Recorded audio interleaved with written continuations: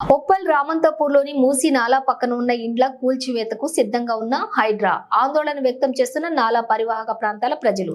రామంతపూర్లోని Balakrishna Nagar colony, గడ్డి పొలాలు ప్రాంతాల ప్రజలు ఆందోళన వ్యక్తం చేస్తున్నారు.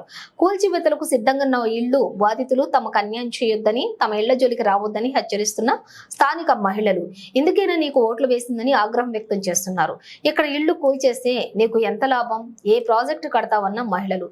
ఇక్కడున్న ఇళ్లన్నీ మహిళల పేరు మీదనే ఉన్నాయి. తమ జోలికి వస్తే ఊరుకోబోమని రేవంత్ రెడ్డి ఇంటి ముందు ధర్నా చేస్తామని హెచ్చరిస్తున్నారు.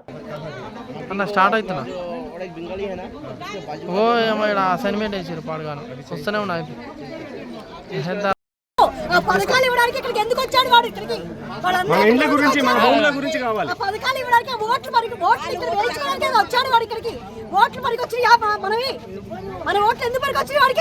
ఇక్కడ రాకూడదు, మూసి అక్కడికి రాకూడదు వాడు. మరి మూసి ఓట్లు కావాలా వాడికి? ఎలా తీస్తాడు ఇల్లు? ఎవరికి అధికారం ఎందుకు తీస్తాడు వాడు? మా ఇల్లు మాకు కావాలి అంతే, మేము ఊరుకునేది లేదు. ఖబర్దార్ రేవంత్ రెడ్డి, నీకు లేడీస్ అందరూ ఊరుకోరు. ఇక్కడ అందరివి ఆడవాళ్ళ పేరు మీద ఉన్నాయి. నువ్వు ఆడవాళ్ళకి న్యాయం చేస్తారన్నావు, ఆడవాళ్ళకి నువ్వు అన్యాయం చేస్తున్నావు. ఊరుకునేది లేదు, ముందే చెప్తున్నా. మేమందరం ఎంత ధర్నాకనే దిగబడతాం. మీ ఇంటి ముందు మేము ధర్నా చేస్తాం. నువ్వెలా సుఖంగా ఉంటావని మేము చూస్తాం. మీ ఇంటి ముందే మేము చేస్తాము.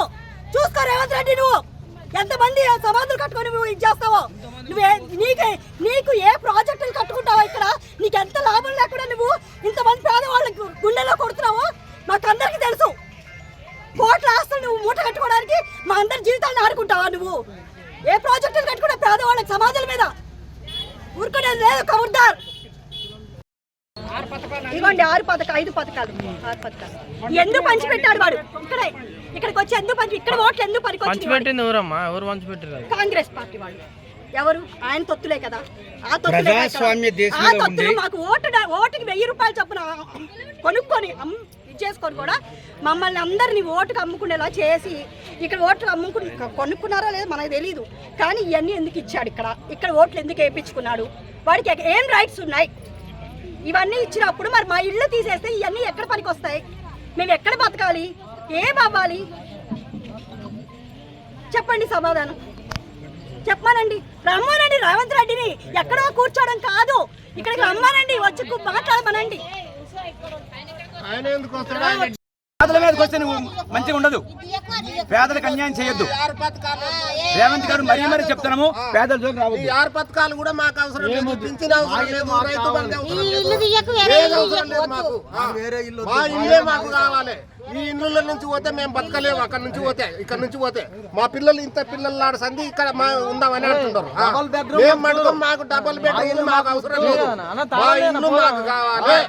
మాకు డబుల్ బెడ్రూమ్ పేదోళ్లకు లేనోళ్లకు ఇవ్వండి. ఇప్పుడు బొత్తిగా లేని వాళ్ళు ఉంటారు కదా, వాళ్ళకి ఇవ్వండి. మాకైతే అవసరం లేదు. మేము రిజిస్ట్రేషన్ చేసుకున్న భూములు రూపాయి సంపాదించుకున్నాం. చిన్నపిల్లలు అప్పటి సంది ఇప్పటికి నా కాలు ఇప్పటికి దన్నాడి రోడ్డు తిరుగుతున్నాం, రోడ్డు ఊడ్చుకుంటా బతుకుతున్నాం. ఈ మాకు మటక వద్దు. నీ 6 పథకాలలో ఒక పథకం కూడా మాకొద్దు. ఉండి ప్రజలతో ఎన్నుకోబడి ఈరోజు సీఎం పదవి అధికారించిన రేవంత్ రెడ్డి గారు ఇప్పుడు మన దేశంలో, మన రాష్ట్రంలో 70% పేదవాళ్ళు ఉన్నారు, 30% ధనికులు ఉన్నారు. ఈ 70% ప్రజలు ఓట్లేస్తే నువ్వు గెలిచావు. ఈరోజు గెలిచినాక ఈ పెదల మీదకే నీ ప్రతాపం చూపిస్తున్నావు. అది చాలా తప్పు రేవంత్ రెడ్డి గారు. మీరు కంపల్సరిగా పేదవాళ్ళకి న్యాయం చేయకపోతే మట్టిలో కలిసిపోతారు. మీరు కంపల్సరిగా పేదవాళ్ళు ఉసురు తగిలితే మీరు బాగుపడరు. నెక్స్ట్ టైం మీకు రాజకీయ చరిత్రే ఉండదు. అసలు మీరు ఇప్పుడు పేదవాళ్ళకి న్యాయం చేయండి. మేము ఇల్లు ఖాళీ చేయం. మేము 40 సంవత్సరాల బట్టి ఉంటున్నాం. మా ఇల్లు మాకు కావాలి. మాకు వేరే ప్రత్యామ్నాయం వద్దు. కాదండి, నోటీసులు రాలే మీకు? నోటీసులు రాలేదు. మరి కరెంటు బిల్లు కూడా కడుతున్నాం. మరి ఎందుకు మీరు ఇట్లా భయభ్రాంతులకు? ఎందుకంటే మాకు వచ్చి అప్పుడప్పుడు వచ్చి మున్సిపల్ వచ్చి మార్కింగ్ పెడతాం, అది పెడతాం తిరుగుతున్నారు. మార్కింగ్ ఎందుకు పెడతాం? మా కాలనీకి మేము కొనుక్కున్నాం. పట్టా పొలాలు ఇవి రైతుల దగ్గర మేము కొనుక్కొని, వాళ్ళు ఏ ఓట్లు వేస్తే మేము కొనుక్కొని 20 లక్షలకు 30 లక్షలు కొనుక్కొని ఈ రోజు మనకి 20 లక్షలు ఎవరు మార్కింగ్ పెట్టారండి? ఎవరు వచ్చారండి? మాకేం తెలుసు? అధికారులు వచ్చారు, వచ్చి మార్క్ పెడతారు మాకు. కాబట్టి అంటే మీరు ముందుగా గ్రహించి మేము ఎలర్ట్గా ఉంటున్నాం. మాకు ఎటువంటి డబుల్ బెడ్రూమ్లు కానీ ఎటువంటి మాకు అవసరం లేదు. మా ల్యాండ్ మాకు కావాలి, మా ఇల్లు మాకు కావాలి. ప్రజలతో ఎన్నుకోబడిన ప్రజాప్రతినిధులు ఈరోజు అదే ప్రజలకి మోసం చేస్తావా?